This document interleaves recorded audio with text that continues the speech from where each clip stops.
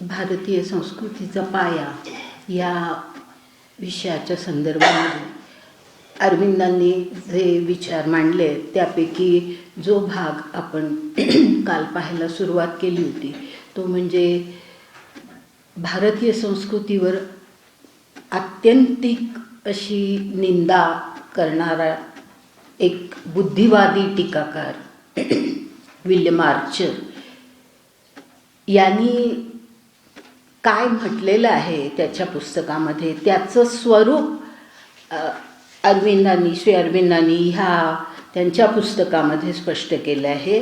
आणि त्याचबरोबर हे स्वरूप स्पष्ट करत असताना मुद्दाम मी हा भाग सांगते की केवळ विल्यम आर्चरची मतं त्यांनी सांगितली नाही आहेत. ती मतं सांगत असतानाच आपल्या भारतीय संस्कृतीची आणि पाश्चिमात्य संस्कृतीची आपण जर तुलना केली तर त्यामध्ये जी भिन्नता आहे, त्यामध्ये जे भेद आहेत, त्या भेदांचं स्वरूप त्यांनी स्पष्ट केलं आहे. आणि श्री अरविंदांचं असं पूर्ण त्यांच्या मनाची अशी धारणा आहे की ह्या दोन संस्कृतींमध्ये असलेला जो फरक आहे त्यामुळे ह्या युरोपीय सामान्य माणसांना भारतीय संस्कृतीचं खरं स्वरूप कळलेलंच नाही आणि त्यामुळे ते अशा प्रकारची टीका करतात. तर म्हणून ह्या दोन संस्कृतींमध्ये भेद काय आहेत, त्यांच्या विचारांमध्ये भेद काय आहेत ते स्पष्ट करून त्याच्याचबरोबर भारतीय संस्कृतीची काही महत्त्वाची वैशिष्ट्य त्या ठिकाणी श्री अरविंदांनी स्पष्ट केली आहेत. आणि अशाच प्रकारे आता आपण हा संबंध विचार पाहतो आहोत. आता काल ज्या मुद्द्याचा उल्लेख शेवटी मी करत होते तो अशा प्रकारचा मुद्दा होता की हा जो भेद आता मी ज्याबद्दल बोलले की या दोन संस्कृतींमध्ये जो भेद आहे तो मुख्यतः असा आहे की पाश्चिमात्य संस्कृतीमध्ये माणसाचं मन हे पक्क व्यावहारिक साच्यामध्ये बसलेलं असतं की पूर्ण व्यावहारिक दृष्टीने उपयुक्ततावादी दृष्टीने युटिलिटेरियन ॲटिट्यूड ज्याला म्हणतात अशा उपयुक्ततावादी दृष्टीने आणि बुद्धिवादी दृष्टीने प्रत्येक गोष्टीकडे, जीवनातल्या प्रत्येक घटनांकडे ही पाश्चिमात्य माणसं पाहत असतात. आणि त्यामुळे त्यांना भारतीय संस्कृतीमध्ये सगळ्याच गोष्टी चुकीच्या आहेत असं ह्या सामान्य माणसांना वाटतं. आणि त्यामध्ये हा जो भेद आहे त्याच्यात ह्या युरोपीय देशांमध्ये अशी आधुनिक काळामध्ये अशी परिस्थिती निर्माण झालेली होती की तत्त्वज्ञानाबद्दल सामान्य माणसाच्या मनामध्ये आस्था नव्हती. हा भाग मी काल उल्लेख ह्याचा मी केलेला होता की पूर्वी ग्रीस हा सुद्धा युरोपचाच भाग, पण ग्रीक संस्कृतीमध्ये फार मोठे तत्त्वज्ञ होऊन गेले. प्लेटोचं मतही मी सांगितलं, पण तशा प्रकारचं मत हे आधुनिक काळातल्या युरोपीय माणसांना मान्यच नाही. ते म्हणतात तत्त्वज्ञ काय समाजाचं शासन करणार, हे योग्यच नाही, हे उपयुक्तच नाही. अशा प्रकारची मतं, तत्त्वज्ञानाकडे पाहण्याचा हा दृष्टिकोन ह्या पाश्चिमात्य संस्कृतीमध्ये फार मोठ्या प्रमाणात आहे. आणि त्याच्या अगदी उलट परिस्थिती आपल्या समाजाची आहे की आपला समाज हा भारतीय समाज हा अगदी प्राचीन काळापासून पूर्णतः म्हणण्यापेक्षा मूलतः आध्यात्मिक, तत्त्वज्ञानी आणि धर्माधिष्ठित अशा स्वरूपाचं आहे. तत्त्वज्ञानी आहे, माणसाचे विचार हे तत्त्वज्ञानाचा विचार करून ते निर्माण झालेले असतात. माणसाचा धर्म हा तत्त्वज्ञानावर आधारित असतो आणि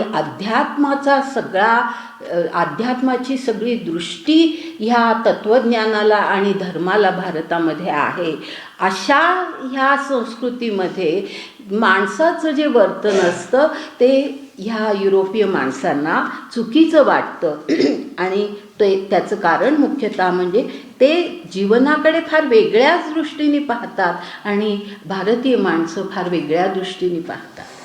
आणि ह्या अशा परिस्थितीमध्ये आता शेवटी मी जो उल्लेख केला होता तो तुम्हाला आठवत असेल असा की हे सर्वश्रेष्ठ शक्ती, आत्मा, परमात्मा ह्या सगळ्या बिनबुडाच्या कल्पना आहेत. अशा प्रकारचं त्यांचा हे केवळ आदमास आहे, हे अंदाज आहे, ह्याला काही पुरावा नाही, काही बुद्धीला कळू शकणाऱ्या, आकलन होणाऱ्या अशा ह्या गोष्टीच नाहीत, अशा प्रकारची टीका. आणि म्हणून मग अशा शाश्वत शक्तीचं, त्या अनंताचं मानवी जीवनावरती नियंत्रण असतं ही कल्पना त्यांना पटणंच शक्य नाही. तर असं हे जे परिस्थिती आहे त्याच्या विरुद्ध आपल्याकडे परिस्थिती अशी आहे की प्राचीन काळापासून आपल्या भारतीय संस्कृतीमध्ये द्रष्ट्या ऋषींनी अशा प्रकारचे अनुभव घेतले की ज्याच्यामध्ये त्यांना परमात्मा, आत्मा ह्या अंतस्फूर्तीने आणि त्यांच्या अनुभूतीने ह्या गोष्टी त्यांना यशस्वीपणे कळलेल्या होत्या आणि त्यावर आधारित असे त्यांचे विचार होते. आणि त्यामुळे हे केवळ अंदाज नव्हते, हे केवळ अदमास नव्हते. आणि वेदांना सुद्धा मान्य आहे की ईश्वराचं वर्णन आपण करू शकत नाही, ते अवर्णनीय आहे, हे सर्वांना मान्य आहे, ते अज्ञेय आहे, ते अगम्य आहे, हे सर्वांना मान्य आहे. पण तरीसुद्धा ते अगम्य असलं, अगम्य कशाला आहे? बुद्धीला आहे. बुद्धीला कळत नाही, परंतु अनुभव मात्र घेता येतो. हा फार मोठा फरक आहे दृष्टिकोनातला.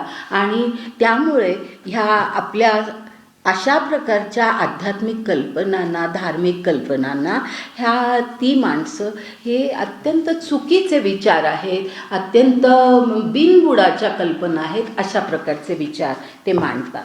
आता अर्थात त्यांचा जो काही एक व्यावहारिक दृष्टिकोन आहे आणि भौतिक जग आणि भौतिक सुख, ऐहिक जीवन ह्याच्याचकडे त्यांचं जे सगळं पूर्ण लक्ष केंद्रित झालेलं आहे. आणि विशेषतः आधुनिक काळामध्ये तर फारच मोठ्या प्रमाणामध्ये ही परिस्थिती निर्माण झाली आहे.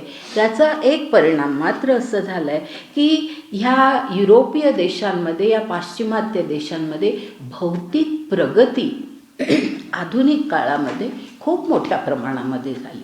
म्हणजे जे वास्तव आहे ते आपण पाहिलंच पाहिजे. तर भौतिक प्रगती ही खूप मोठ्या प्रमाणामध्ये झाली. वैज्ञानिक दृष्टिकोन आणि अशा प्रकारे निरनिराळ्या प्रकारची संशोधनं झाली. त्या संशोधनांचा उपयोग, तंत्रज्ञानाचा, विज्ञानाचा उपयोग जीवनामध्ये केला जाऊ लागला आणि त्यामुळे भौतिक संपन्नता ह्या समाजामध्ये निर्माण झाली, ही वस्तुस्थिती आहे. पण या बाबतीमध्ये अरविंद त्यांचं मत असं मांडतात की भौतिक यश आणि भौतिक संपन्नता हा जरी व्यवहाराचा एक महत्त्वाचा भाग असला आहे, निश्चितच आहे, आपल्या सर्वांना माहिती आहे की भौतिक संपन्नता ही आवश्यक आहे व्यावहारिक जीवनामध्ये, आपल्या प्रत्यक्ष जीवनामध्ये. तर हा जरी जीवनाचा एक महत्त्वाचा भाग असला तरी तो सर्वोत्तम, संस्कृतीचा सर्वोत्तम असा भाग नाही, असं अरविंदांचं मत आहे. की जीवनामध्ये ही आवश्यकता आहे, पण तेच अंतिम ध्येय असलं पाहिजे, अशा प्रकारचं आपल्या संस्कृतीमध्ये मानलं जात नाही. आणि अरविंदांनी हे स्पष्टपणे म्हटलेलं आहे की ते आवश्यक असलं तरी तेच सर्वोत्तम ध्येय जीवनाचं कधी होऊ शकत नाही. ह्या दोनमध्ये फरक आहे, हे आपण लक्षात घेतलं पाहिजे. आणि भौतिक वैभव ह्याचाच जर आपण विचार केला तर अरविंद असं म्हणतात की भारतामध्ये दीर्घ काळ असा गेलेला आहे, हजारो वर्ष अशी गेलेली आहेत की ज्या काळामध्ये प्रचंड वैभव ह्या देशामध्ये होतं. म्हणजे आर्थिक आणि भौतिक वैभव ज्याला म्हणतात ते प्रचंड वैभव ह्या समाजामध्ये, आपल्या देशामध्ये होतं. आणि तो काळ असा होता, म्हणजे ज्या काळामध्ये आपल्याकडे प्रचंड वैभवाचा काळ होता, त्या काळामध्ये हे पाश्चिमात्य ही राष्ट्र ही आशियातल्या राष्ट्रांपेक्षा आणि भारतापेक्षा कमी श्रीमंत होती.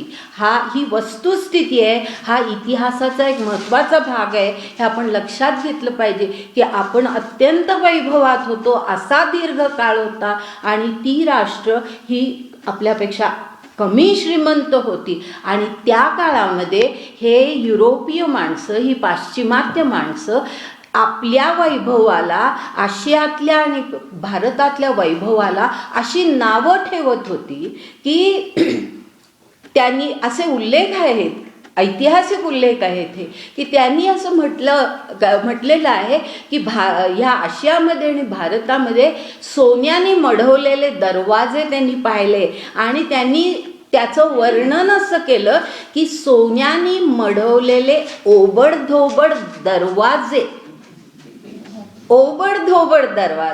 असा, म्हणजे त्याच्यातली कलाही त्यांना समजली नाही, पण त्याला ओबडधोबड दरवाजे असं त्यांनी म्हटलं. आणि म्हणून ते म्हणतात की हा पुरावा कशाचा आहे, तर ही सगळी संस्कृती ही रानटीच आहे, रानटी आहे असा.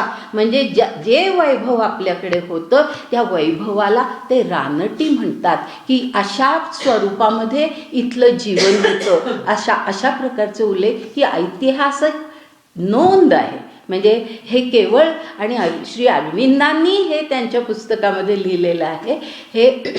आणि एक सांगते की श्री अरविंदांचा काल दीक्षित भैया जे काही उल्लेख करत होते त्याच्यामध्ये अरविंदांची जी काही विद्वत्ता आणि त्यांचं जे काही सगळं, म्हणजे ह्या युरोपमध्ये असताना, इंग्लंडमध्ये असताना त्यांनी मिळवलेलं ह्या शैक्षणिक क्षेत्रातलं प्रचंड यश जे काही होतं त्यामधला एक भाग मी मुद्दाम आत्ता सांगते की शालेय जीवनात, म्हणजे ते शाळेमध्ये, लंडनच्या शाळेमध्ये असताना त्यांनी युरोप खंडाचा अगदी प्राचीन काळापासून, प्राचीन काळ, मध्ययुगीन काळ आणि अर्वाचीन काळ आणि नंतरचा सगळा आधुनिक काळ असा संपूर्ण अभ्यास शालेय जीवनातल्या काळामध्ये त्यांनी केलेला होता. म्हणजे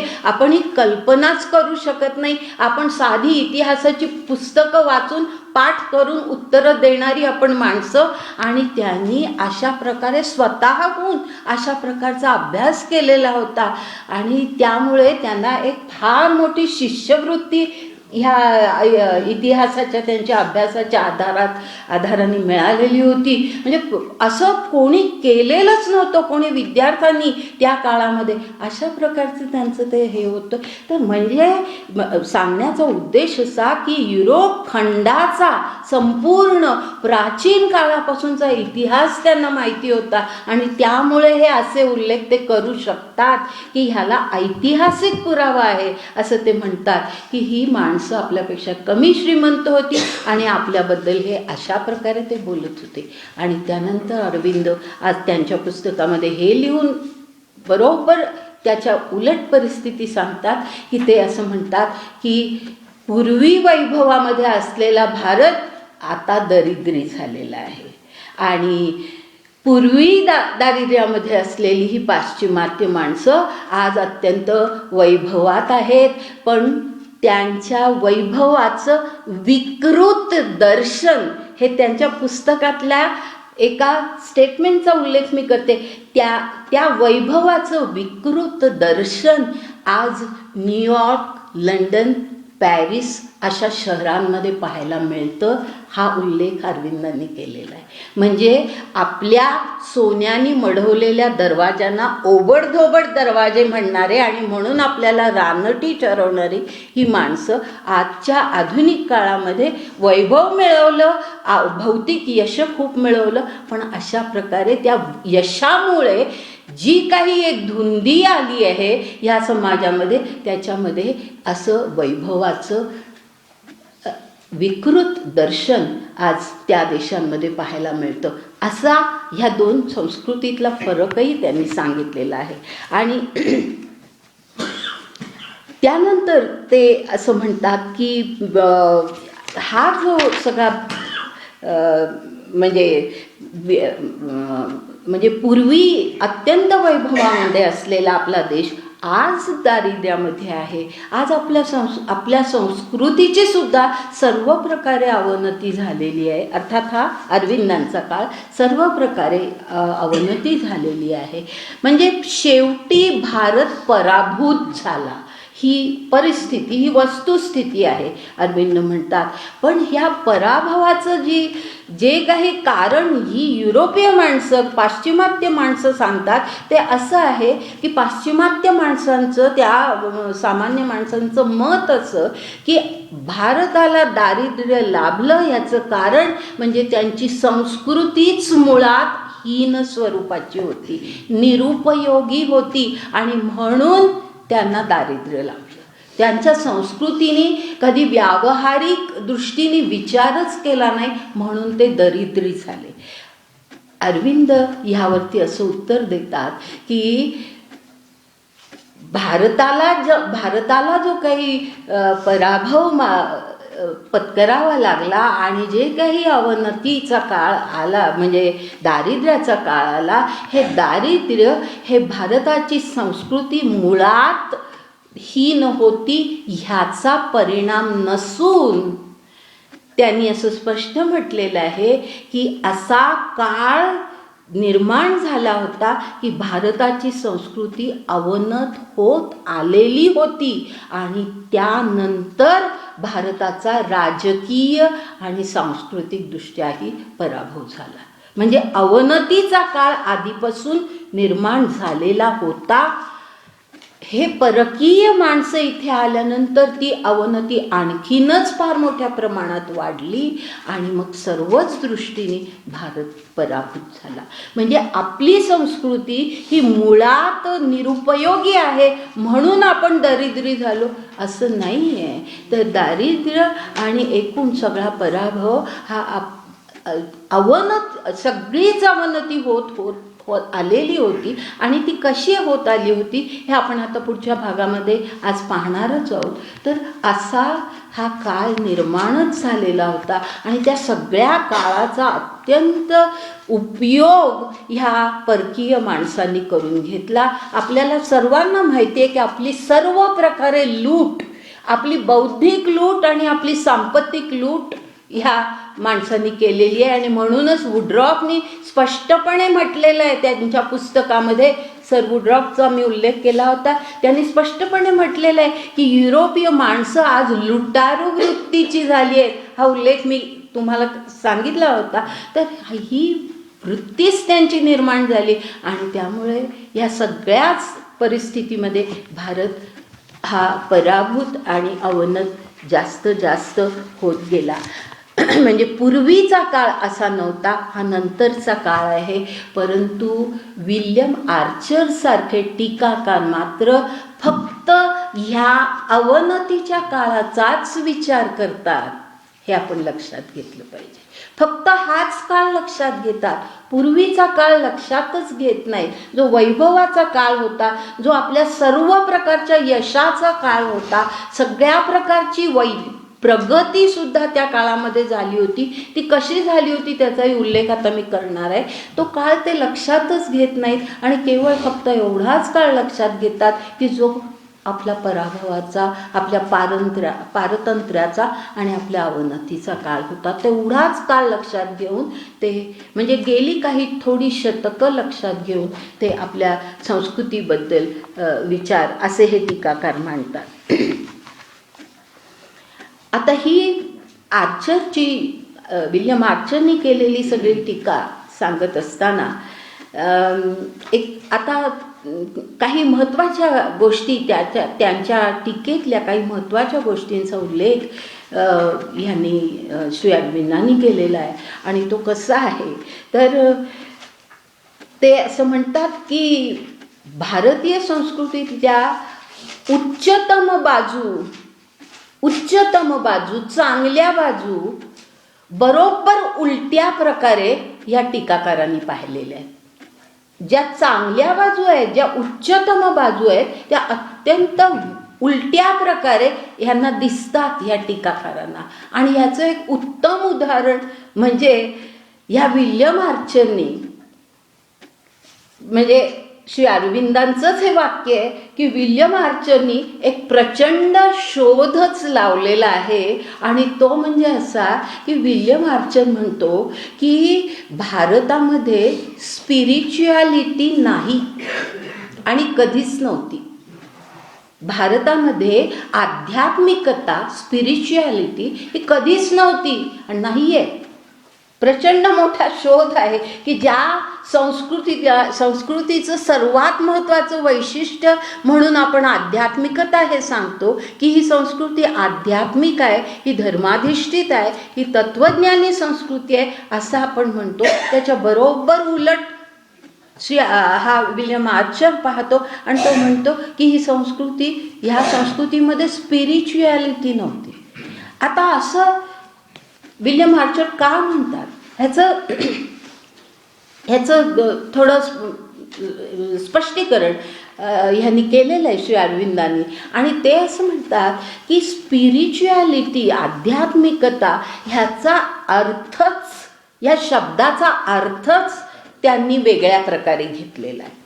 म्हणजे फार महत्त्वाची गोष्ट आहे ही की स्पिरिच्युअलिटी म्हणजे काय, अध्यात्म म्हणजे काय, ह्याचा अगदी वेगळाच अर्थ ह्या टीकाकारांनी आणि विशेषतः विल्यम आर्चरनी घेतलेला आहे. आता श्री अरविंद म्हणतात की स्पिरिच्युअलिटी ह्या शब्दाचा, आध्यात्मिकता ह्या शब्दाचा अर्थ आम्ही असा घेतो, आम्ही म्हणजे आम्ही भारतीय असा घेतो की आपलं जीवन, आपलं मन आणि आपलं शरीर याच्यापेक्षा काहीतरी एक अत्यंत उच्चतम, सर्वश्रेष्ठ अशी एक शक्ती आहे. हां, आता अध्यात्माचा अर्थ ते सांगतात, आपण काय घेतो ते सांगतात की आपल्या जीवनापेक्षा आपलं शरीर, आपलं भौतिक सगळं जीवन ह्या सर्वापेक्षा एक अत्यंत श्रेष्ठ, सर्वश्रेष्ठ, उच्चतम अशी एक शक्ती आहे, अनंत अशी एक शक्ती आहे. आणि ती जी शक्ती आहे त्या शक्तीशी आपण तादात्म्य पावणं, आपण त्याच्याशी एकरूप होणं, त्यासाठी जी काही धडपड केली जाते, त्यासाठी जे काही प्रयत्न केले जातात त्याला अध्यात्म असं म्हणतात. त्या सर्वश्रेष्ठ शक्तीशी तादात्म्य पावण्यासाठी, त्या शक्तीच्या संपर्कामध्ये येण्यासाठी, ईश्वरोन्मुख होण्यासाठी आणि त्या शक्तीमध्ये एकरूप होण्यासाठी जी काही जीवनामध्ये धडपड केली जाते, जे काही प्रयत्न केले जातात त्याला आम्ही अध्यात्म असं म्हणतो, त्याला आम्ही स्पिरिच्युअलिटी असं म्हणतो, असं श्री अरविंद म्हणतात. आणि आपल्या सर्वांना हे पटलं असेल की अध्यात्माचा हाच अर्थ आपल्या संस्कृतीमध्ये घेतला जातो. आता मग विल्यम आर्चर जे म्हणतो की इथे स्पिरिच्युअलिटीच नाही, ह्याचं कारण असं की स्पिरिच्युअलिटी या शब्दाचा अर्थच त्यांनी वेगळा घेतलेला आहे. आणि ह्या युरोपमध्ये मी आधीपासून सांगत आले तसं फक्त बुद्धी, माणसाची बुद्धी, माणसाचं जीवन आणि माणसाचं सगळं संपन्नता आणि जीवनातलं भौतिक सुख ह्यालाच महत्त्व देणारी अशी ही सगळी पाश्चिमात्य माणसं, तीच त्यांची दैवत अशा प्रकारची ही जी सगळी पाश्चिमात्य माणसं, ही माणसं स्पिरिच्युअलिटी ह्याचा अर्थ कसा घेतात तर ह्या स्पिरिच्युअलिटीमध्ये जो स्पिरिट हा शब्द आहे, स्पिरिट हा मूळ शब्द, त्याच्यावरून स्पिरिच्युअलिटी शब्द आलेला आहे. हा जो स्पिरिट शब्द आहे तो स्पिरिट ह्याचा अर्थ भारतीय संस्कृतीमध्ये आत्मा असा घेतला जातो. स्पिरिट म्हणजे आत्मा असा आपण अर्थ घेतो.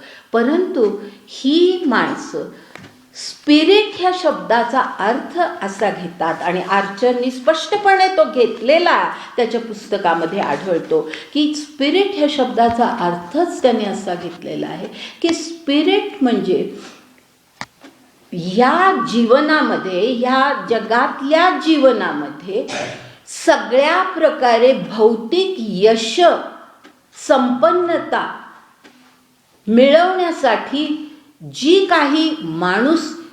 काही माणसाची इच्छाशक्ती असते आणि जी काही माणूस धडपड करतो ते त्याचं स्पिरिट असं म्हटलं जातं. आलं लक्षात? त्याला ते स्पिरिट असं म्हणतात.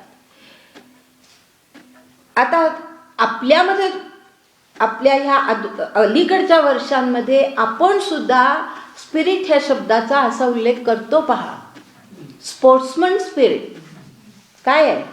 तोच अर्थ आहे ना की स्पोर्ट्समननी कशा इच्छाशक्तीने आणि कशा प्रकारे खेळलं पाहिजे, स्पोर्ट्समन स्पिरिट. किंवा एखाद्या व्यक्तीला असं म्हटलं जातं की हॅव सम स्पिरिट, म्हणजे एखादी गोष्ट मिळवण्यासाठी धडपड कर, तुझ्यामध्ये ती प्रेरणा असू दे, तुझ्यामध्ये ती इच्छाशक्ती असू दे आणि त्या इच्छाशक्तीच्या बळावरती जितके प्रामाणिक प्रयत्न तुला करता येतील तितके प्रामाणिक प्रयत्न तू कर.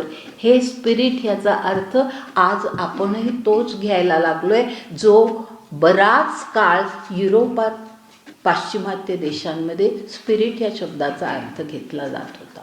आणि त्या काळामध्ये म्हणजे अरविंदांच्या ह्या काळामध्ये आपल्या समाजामध्ये स्पिरिट ह्याचा अर्थ आत्मा हाच होता.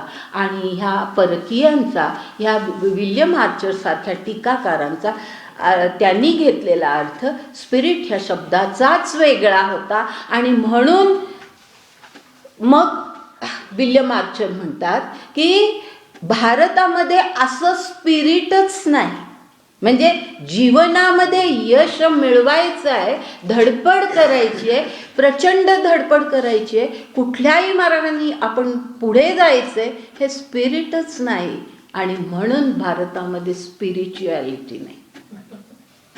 असं हे स्पिरिच्युअलिटी नाही हा एक, म्हणजे अरविंदांनीच म्हटले हा एक प्रचंड मोठा शोध आहे. आणि मग त्यांनी ते स्पष्ट केलं आहे की असं का, तर त्याचं कारण असं की स्पिरिट ह्या शब्दाचा त्यांचा अर्थ वेगळा आहे, आपला अर्थ वेगळा आहे. आणि म्हणून ते स्पिरिट जे त्यांना वाटतं ते त्या काळामध्ये त्यांना असं, कारण तो आपल्या अवनतीचा काळ होता, आपल्या पारतंत्र्याचा काळ होता. अशा काळामध्ये खरोखरच आपली इच्छाशक्ती कमी झाली होती, आपली कृतिशीलता कमी झाली होती, आपली धडपड सगळी कमी झाली होती, आपले हात बांधले गेले होते सगळ्या दृष्टीने. परवशता पाशदैवे, बरोबर आहे ना? आपल्या नाटकांमध्ये सुद्धा ही अशी गाणी आहेत, परवशता पाशदैवे. परवशतेचा पाश आपल्याला लागलेला होता, आपले हात सगळे आखडलेले होते, आपली इच्छाशक्ती कमी झाली होती. आणि तेवढाच काळ विल्यम आर्चर सारखा टीकाकार पाहतो आणि म्हणतो की ह्या समाजामध्ये स्पिरिटच नाही आणि म्हणून ह्या समाजामध्ये स्पिरिच्युअलिटी नाही, अशा प्रकारची एक टीका त्यांनी केलेली आहे. त्यानंतर आता स्पिरिट ह्या शब्दाचा अर्थच त्यांनी वेगळा घेतला आहे.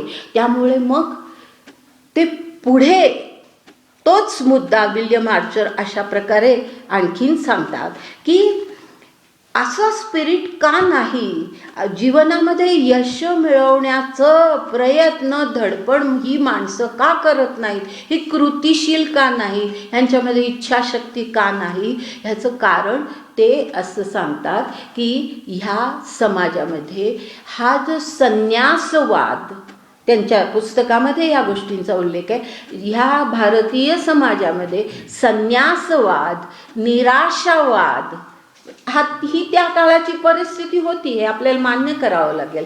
तर संन्यासवाद, निराशावाद आणि त्याबरोबर आणखीन 2 गोष्टींचा उल्लेख ते करतात, कर्म आणि पुनर्जन्म.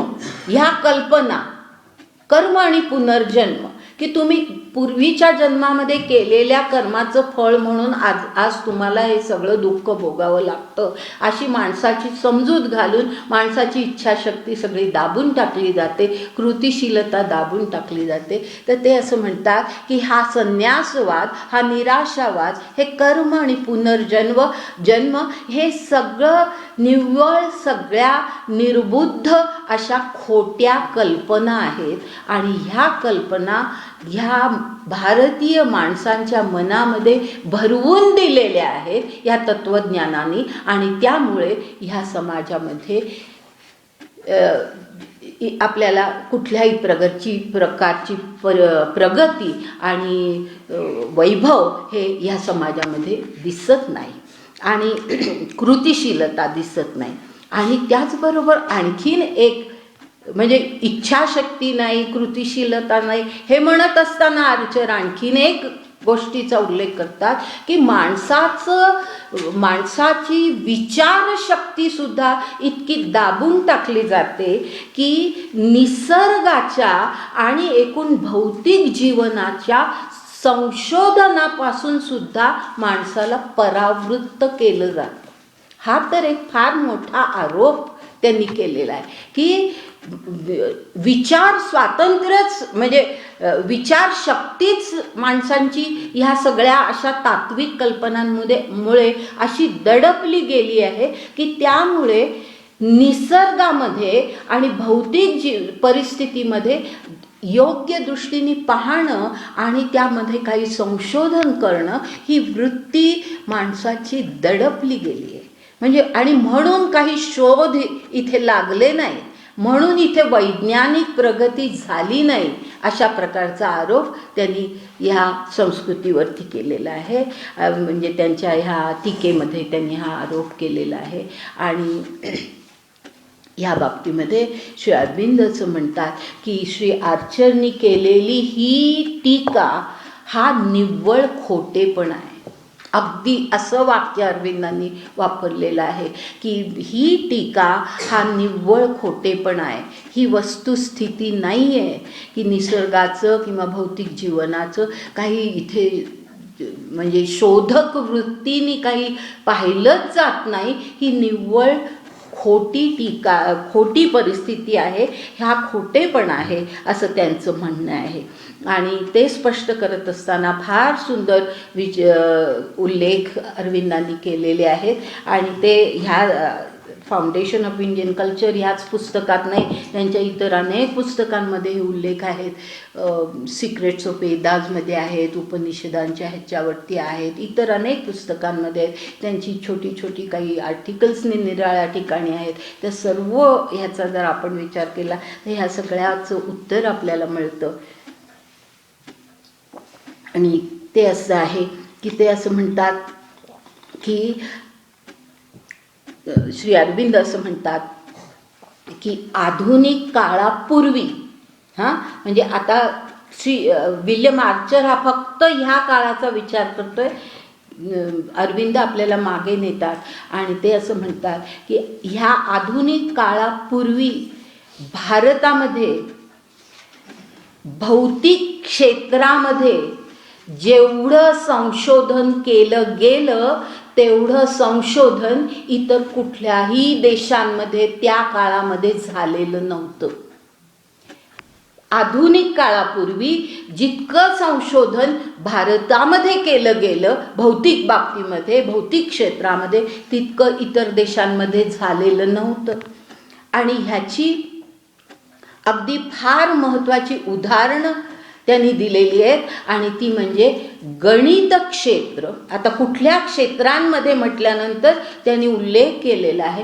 गणित क्षेत्रामध्ये श्री अरविंदांनी स्पष्ट केलं आहे की गणित क्षेत्रामध्ये म्हणजे गणिताच्या ह्या क्षेत्रामध्ये इसवी सन पूर्व 450च्या सुमाराला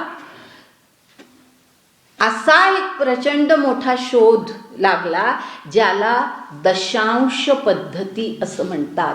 दशांश पद्धतीचा शोध इसवी सन पूर्व 450 मध्ये लागलेला आहे. या शोधाचा उल्लेख मी पुढे शेवटच्या माझ्या शेवटच्या दिवसाच्या ह्याच्यामध्ये करणार आहे आणि म्हणून मी आज जास्त करत नाही. परंतु इतक्यापूर्वी हा शोध गणिताच्या क्षेत्रामध्ये लागलेला आहे आणि हा शोध इतका महत्त्वाचा आहे की त्याच्यावरती पुढे गणिताची प्रगती एवढंच नव्हे तर आज जे काही कम्प्युटरचं क्षेत्र आहे या कम्प्युटरच्या क्षेत्राची सुद्धा प्रगती ही त्या विशिष्ट शोधामुळे पुढे गेलेली आहे.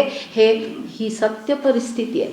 तर हा गणिताच्या बाबतीतला हा शोध. त्यानंतर दुसऱ्या एका शोधाचा त्यांनी महत्त्वाच्या शोधाचा उल्लेख केलेला आहे आणि तो म्हणजे पृथ्वी ही स्थिर नसून पृथ्वी फिरते आहे. हा शोध सुद्धा फार प्राचीन काळामध्ये भारतामध्ये लागलेला आहे आणि प्राचीन काळातल्या ग्रंथामध्ये असं एक विधान आहे की ज्याच्यामध्ये असं म्हटलं आहे, चला पृथ्वी स्थिरा भाती.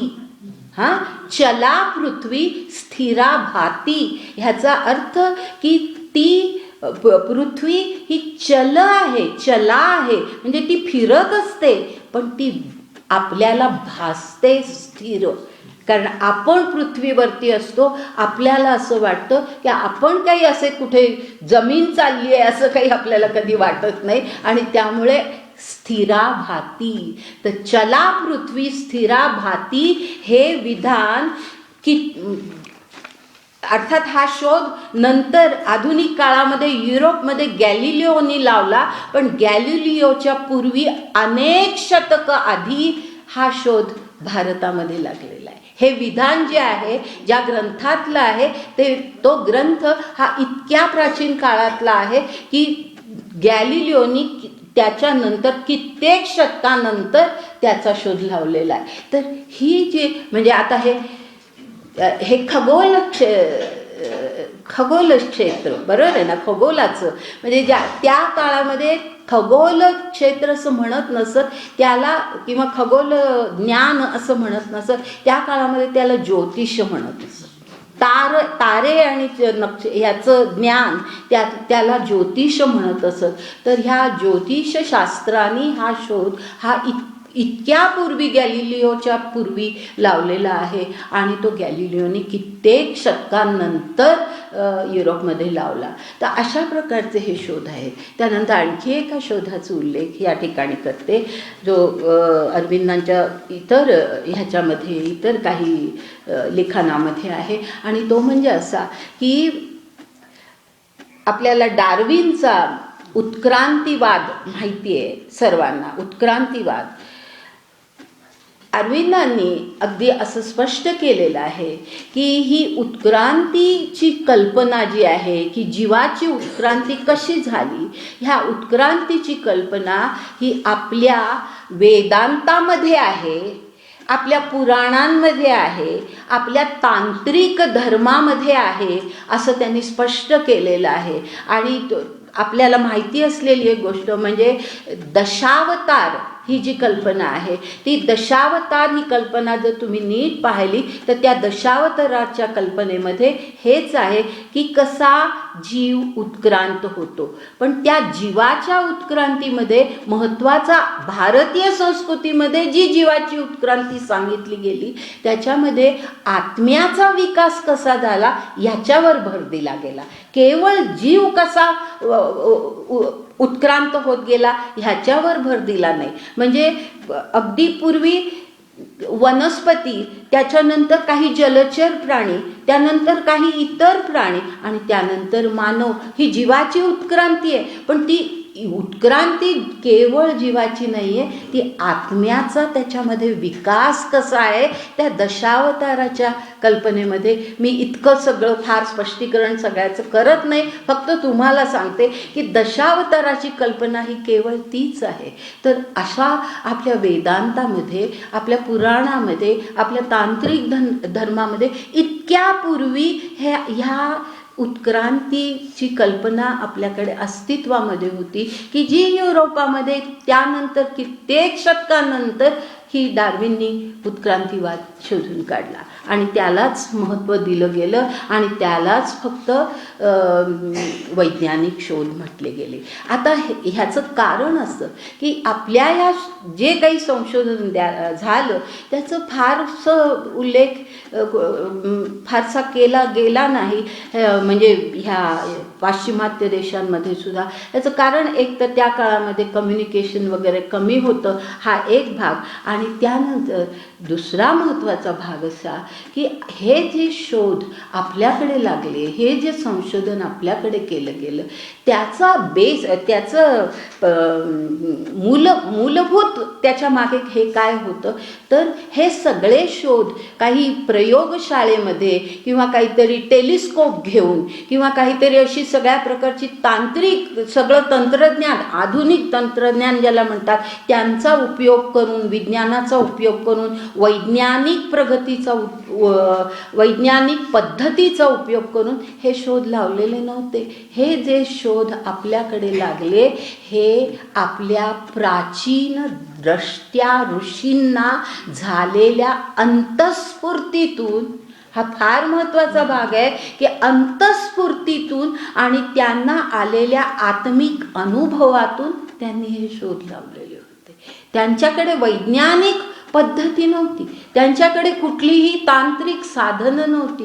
त्यांनी लावलेले शोध हे केवळ अंतःस्फूर्ती, त्यांना अंतःस्फूर्ती होत होती, इतक्या उच्चतम अवस्थेला ते पोचलेले होते की त्या अंतःस्फूर्तीच्या आधारे आणि त्याचबरोबर त्यांच्या आत्मिक अनुभूतीच्या आधारे त्यांनी हे शोध लावलेले होते. आणि तेच शोध नंतर कित्येक काळानंतर युरोपमध्ये ह्या वैज्ञानिक पद्धतीचा अवलंब करून ते शोध नंतर लावले गेले आणि त्याला महत्त्व प्राप्त झालं.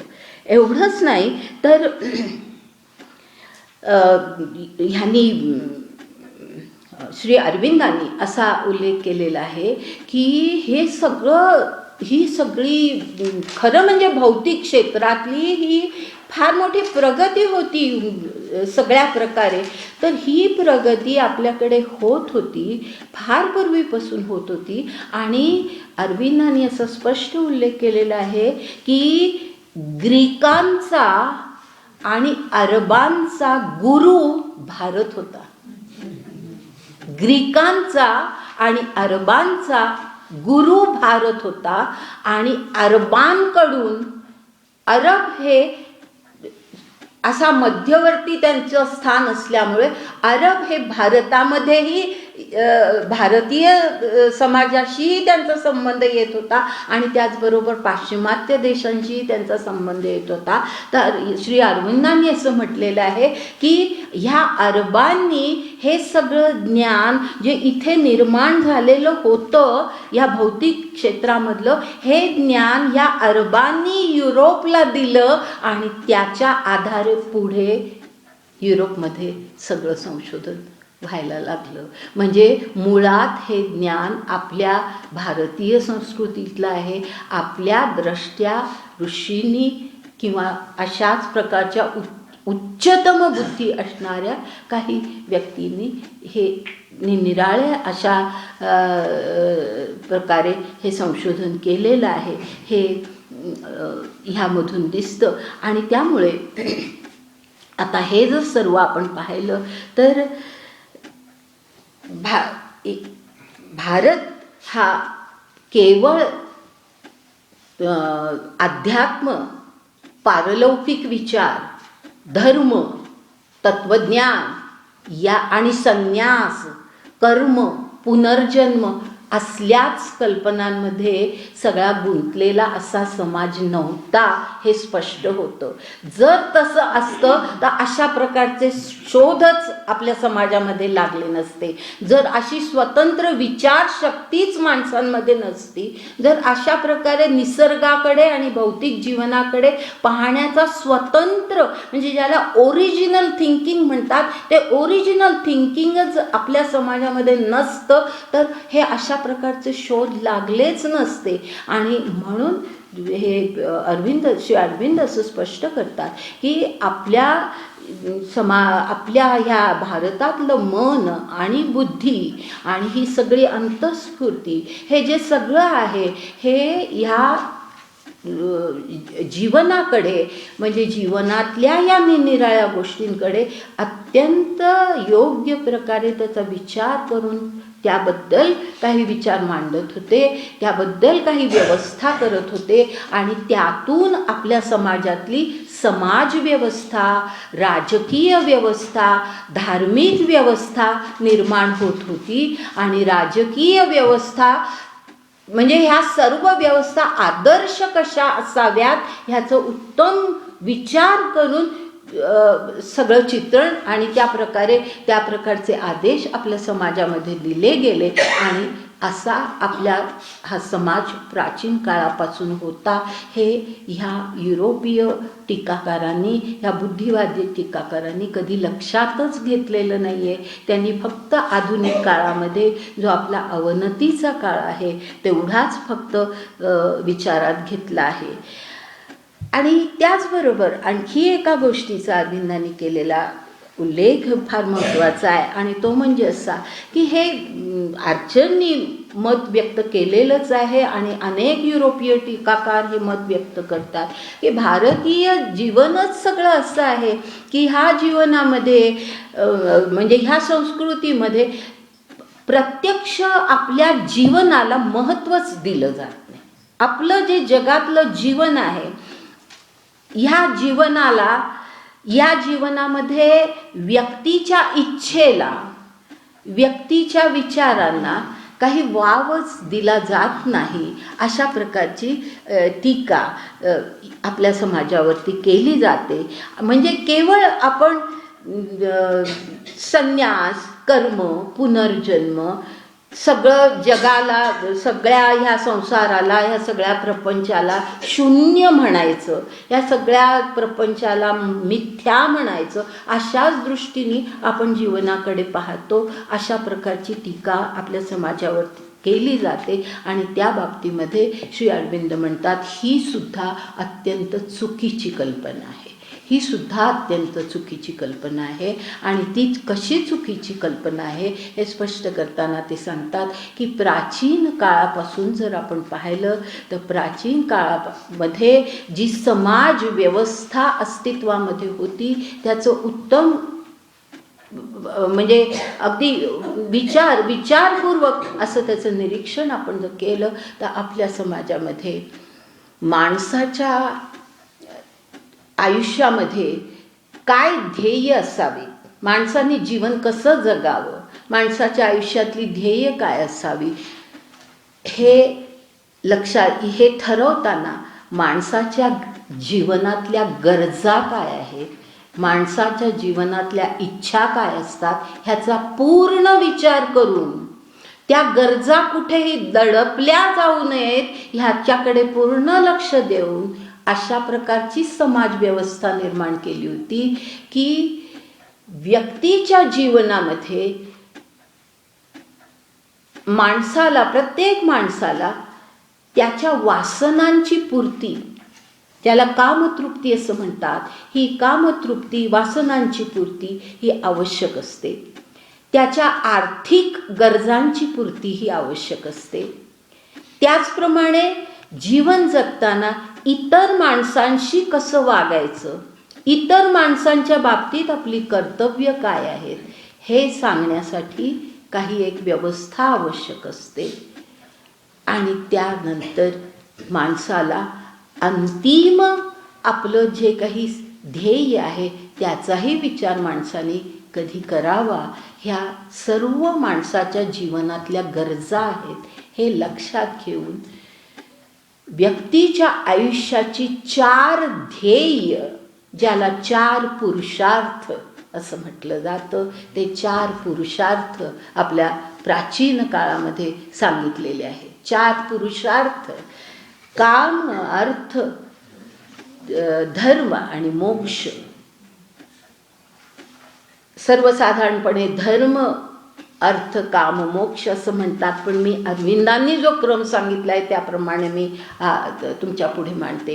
काम अर्थ, कारण माणसाच्या या वासनांची पूर्ती, आर्थिक जीवनाची म्हणजे आर्थिक गरजांची पूर्ती, हे काम आणि अर्थ हे दोन पुरुषार्थ.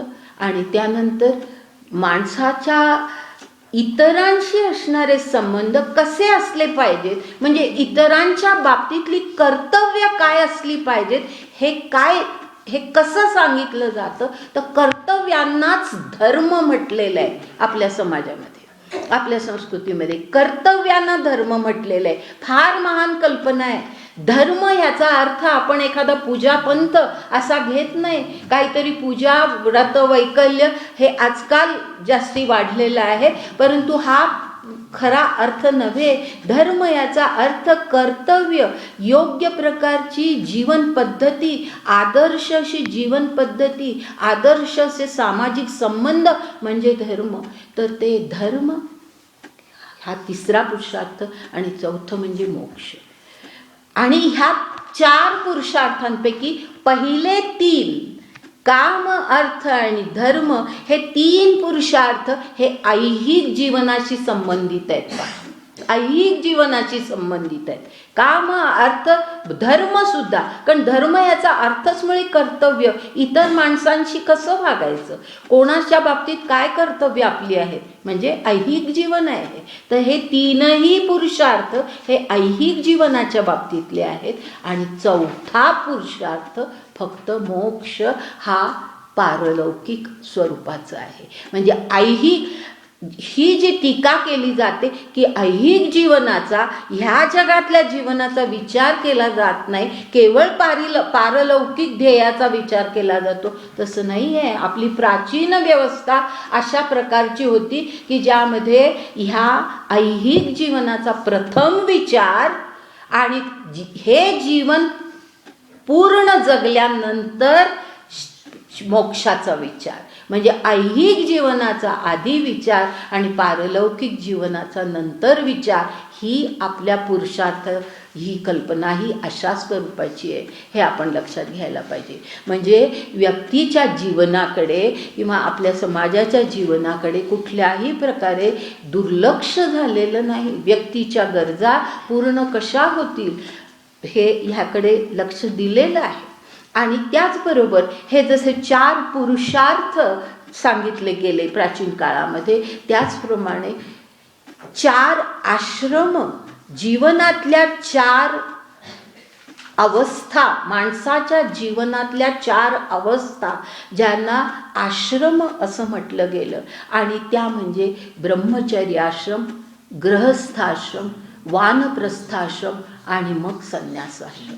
आणि ह्या ब्रह्मचर्याश्रमामध्ये म्हणजे जे अगदी संस्कारक्षम असं जे वय असतं, त्या वयामध्ये त्या मुलाला, त्या व्यक्तीला धार्मिक शिक्षण, आणि धार्मिक ह्याचा अर्थ चुकीचा आपण नेहमी घेतो की धार्मिक शिक्षण ह्याचा अर्थ योग्य प्रकारेच घेतला पाहिजे, की हे जे मी आत्तापर्यंत सांगते की धर्म ह्याचा अर्थ कर्तव्यांची पद्धती, विशिष्ट आदर्श जीवनातले त्यांची पद्धती, जीवन कसं जगावं, माणसाने कसं असावं, प्रत्येक अवस्थेमध्ये माणसाने कसं असावं, गृहस्थ असताना कसं असावं, वानप्रस्थ असताना कसं असावं, संन्यासी असताना कसं असावं, हे जे निरनिराळ्या आपल्या जीवनातल्या अवस्था आहेत त्या अवस्थांमध्ये माणसाने कसं जगावं ह्याचं शिक्षण पूर्णतः जे आपल्या धर्मग्रंथांमध्ये नमूद केलेलं होतं त्याचं शिक्षण ह्या सुरुवातीच्या काळामध्ये संस्कारक्षम अशा वयामध्ये दिलं जात असे.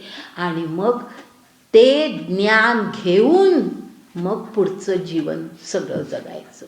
मग पुढचं जीवन म्हणजे अर्थातच पुढचा जो आश्रम, पुढची जी जीवनातली अवस्था ती म्हणजे गृहस्थाश्रम. आणि गृहस्थाश्रमामध्ये मग ज्या माणसाच्या त्या विशिष्ट वयामधल्या ज्या गरजा असतात त्या पूर्ण व्हायला पाहिजे म्हणून काम आणि अर्थ ह्यांची पूर्ती ही फक्त गृहस्थाश्रमातच त्याला परवानगी होती. गृहस्थाश्रम हा केवळ तेवढ्यासाठी होता की ह्या तेवढ्यासाठी म्हणण्यापेक्षा त्या काळामध्येच या गरजांची तृप्ती माणसाने करायची आहे.